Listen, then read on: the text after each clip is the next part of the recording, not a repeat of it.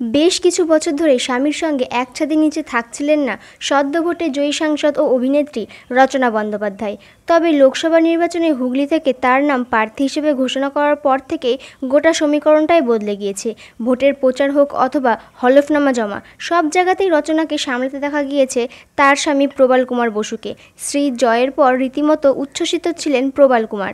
ভোটের রেজাল্টের পর ফের কাছাকাছি এলেন রচনা ও প্রবাল কুমার। সাংসদ হওয়ার পর বিভিন্ন জায়গা থেকে নানা ধরনের অনুষ্ঠানে যেতে হয়েছে রচনাকে। আর তার উপরে রয়েছে দিদি নম্বর 1-এর শুটিং। পরিবারের সঙ্গে সময় কাটানোর সময় পাচ্ছিলেন না রচনা। তবে রবিবার ছেলে প্রনীল ও স্বামী প্রবাল মিলে রচনাকে ডিনারে নিয়ে যান, আর সেখান থেকে ভিডিও শেয়ার করেছেন সদ্য সাংসদ রচনা। ছেলে ও স্বামীকে নিয়ে এক ফর্মে বহুদিন পর দেখা গেল রচনাকে। সেই ভিডিও শেয়ার করে ক্যাপশনে লিখেছেন, সারপ্রাইজ সানডে ডিনার। আমার ছেলে ও প্রনীলকে এর জন্য ধন্যবাদ জানাচ্ছি। ভিডিওতে তিনজনকে ডিনার টেবিলেও দেখা গিয়েছে। 2007 সালে বিয়ে হয় রচনা ও প্রবালের। বেশ কিছু বছর একসাথে থাকার পর তারা আলাদা আলাদা থাকতে শুরু করে। সম্পর্কে টানাপোড়েন থাকলেও একে অপরকে ডিভোর্স দেননি কোনোদিন। সিঙ্গেল মাদার হয়ে ছেলেকে মানুষ করেছেন তিনি। সিদ্ধার্থ মহাপাত্রের সঙ্গে বিয়ে ভাঙার পরই ব্যবসায়ী প্রবালকে বিয়ে করেন রচনা। 2016 সাল থেকে তারা আলাদা আলাদা থাকতে শুরু করেন।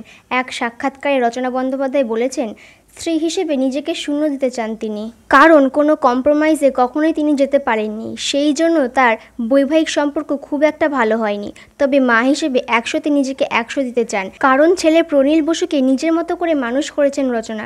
2016 সালের পর থেকে প্রণাল ও রচনার সম্পর্কে টানাপোড়েনের আজ একটুও প্রভাবও ছেলের ওপর পড়তে দেননি রচনা। সেপারেশনের পর থেকে প্রবাল একজন ভালো বন্ধু হিসেবে সবসময় পাশে ছিলেন রচনার। দীর্ঘ সময় আলাদা থাকলেও ছেলের জন্য যাতায়াত করতেন একে অপরের বাড়িতে।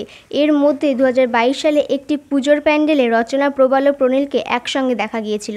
রচনার লোকসভা নির্বাচনে প্রার্থী হওয়ার পর থেকে ফের রচনার পাশে দেখা যাচ্ছে তার স্বামী প্রবালকে।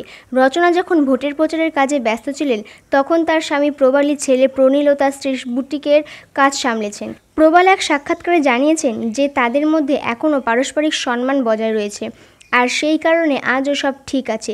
কিন্তু ফের একসঙ্গে থাকা শুরু করবেন কিনা সে বিষয়ে প্রবাল ও রচনা দুজনে কেউই কিছু জানাননি।